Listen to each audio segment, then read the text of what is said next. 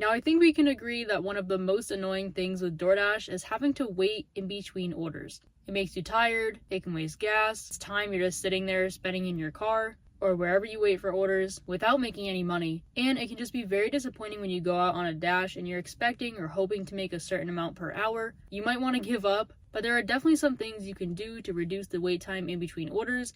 These are things that I do that I have seen that worked. And in a second, I'm going to give you guys a little hack you can continuously get orders without pretty much any wait time, regardless of where you're doing DoorDash. But let's get into the video. Now, I'm not sure everyone has this in their market, but where I am currently, they do have a little timestamp on the bottom of your screen when you're waiting for orders, and it gives an estimate of how long it's going to take to get an order. This refreshes every so often, but you can pay attention to it and move to different hotspots and see if it lowers the wait time. Of course, you don't want to be driving around a whole bunch trying to get an order, but you can definitely use that as a guide. If you're trying to cherry pick orders and an order pops up and you're like, it said it's going to be 10 to 20 minutes for another order. Maybe by doing this order, it'll take me 20 minutes and then I can get back in the flow and it'll maybe pick up. So if you have this tool, I definitely recommend using it. I'm not going to say that it's 100% accurate, but I do find that it's accurate most times. So I do recommend trying to use it to your benefit. And of course, like I said, if you're trying to decrease the wait time, paying attention to it can be a key factor. Now, something that is very important when it comes to doing DoorDash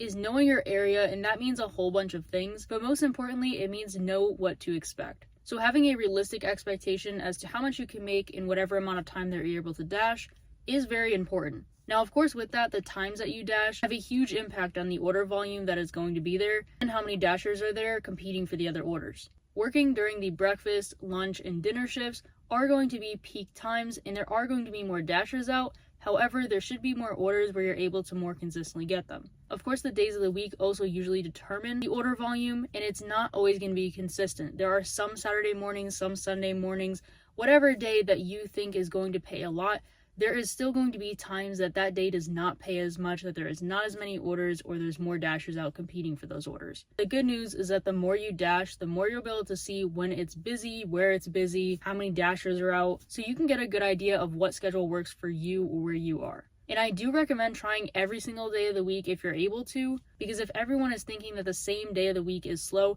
they may all avoid going to do DoorDash that day, but if you go out, you might be able to get a steady flow of orders. So having a good set of expectations is definitely key. You're not disappointed, and when you're seeing these orders as you're cherry picking that are just absolutely terrible, you know that you may have to take one or two of them to be able to maintain the rate that you want. As a little bonus, I do want to add that peak pay does not mean there is going to be more orders. Typically, there are times like dinner rushes that DoorDash will throw out $1, $2, $3 extra. Now, because that seems very tempting, you have to keep in mind that other dashers are going to feel the exact same way.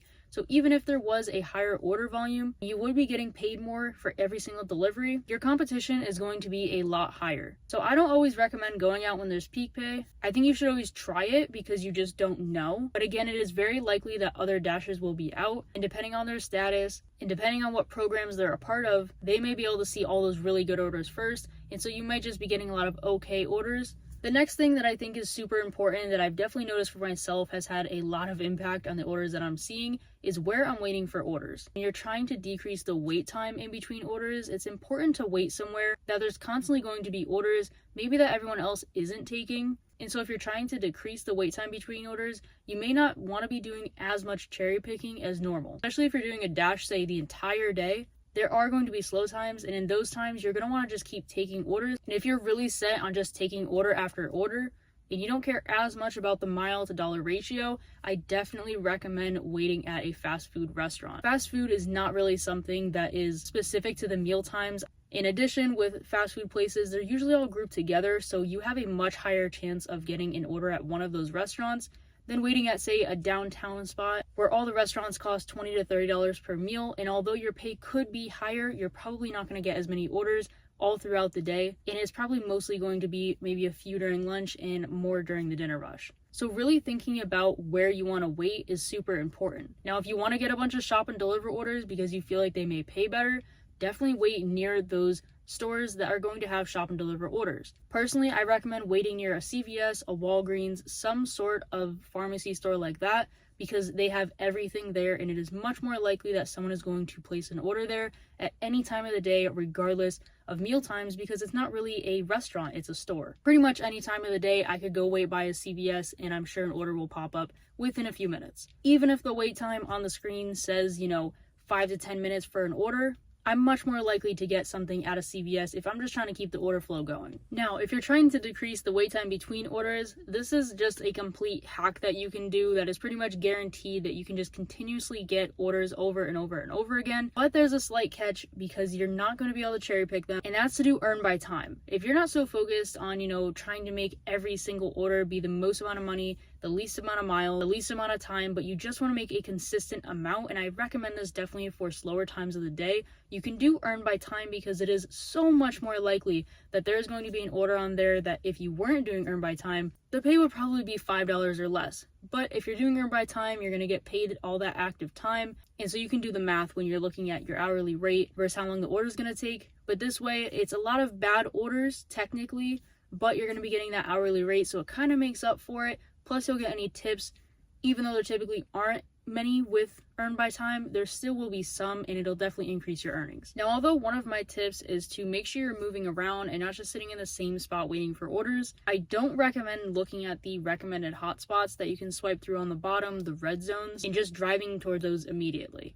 The reason for that is because especially if it's slow and you're not getting orders pretty consistently, a lot of other drivers are either going to be at that hotspot already or driving to it, and so all the orders that you just kind of left behind that could have popped up in a second or two are still going to be there, and you're going to be driving towards a hotspot where there's a bunch of competition, and probably the orders that they're saying are sitting there and saying that it's busy probably going to be gone by the time you get there. I don't really find that I get actual consistent orders when I'm sitting right in the center of the hotspot. I like to kind of be right outside of it because there's typically other restaurants that do have orders, and I don't really like to be where other dashers are because again, it makes it a lot harder to get orders consistently. Now, this next thing could be nothing, but for me personally, I have seen that this is kind of a thing, regardless of what day or time of the week it is that I notice that when I schedule a dash for a larger chunk of time, I get less orders during it. What I mean by that is, say I'm like, okay, I'm gonna DoorDash for 6 hours today. If I schedule one shift that's just 6 hours long, I just find that the orders are kind of slow. They're not maybe as good paying as well.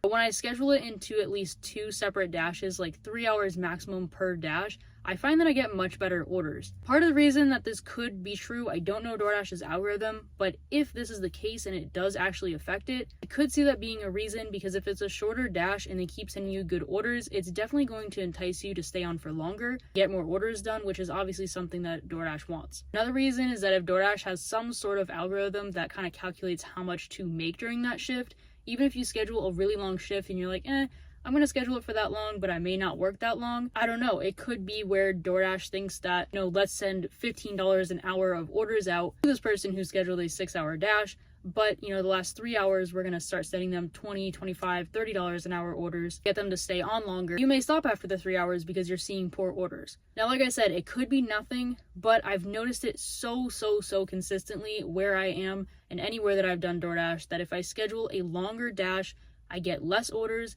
they don't pay as well, and it just kind of seems like DoorDash is doing some sort of algorithm calculation as to how much they want to pay me. And speaking of scheduling, I do think it's very important that, if it is not a super busy time or you don't start your dash before you leave wherever you are to go do DoorDash, that you do schedule a dash if you're able to, or schedule them days in advance to make sure you secure your spot. Because part of the waiting can be if you schedule a dash, you go out, you start dashing, and then your dash ends, or you can't extend it to stay on any longer, and then you have to wait for it to turn red again and get online. So making sure you set yourself up where you're going to be able to consistently be online for the time that you want to be out doing DoorDash is super important. And of course, having every single type of delivery on, because if you have all your shop and deliver orders off, or all your cash on deliveries off, or even the large order program turned off, you could be missing out on a lot of orders that would actually increase the order volume you're getting, which means that you're less likely to have to wait a long time in between orders. But those are some things I do and that I've seen work to help decrease the wait time in between orders. These are all super important factors: knowing your market, scheduling yourself, waiting in good areas, moving around and not staying in the same spot too long, having all your delivery preferences on, paying attention to the wait time estimate on the bottom of your screen, and going near hotspots but not too close where other dashers are going to be, so that it's not oversaturated and you're having to wait even longer. But I hope this video is helpful, and I hope when you guys try these things out, you have to wait less in between DoorDash orders, because it is not the fun part of the job, to say the very least. So I hope this does help you guys out. But other than that, I'll see you guys in the next video. Bye.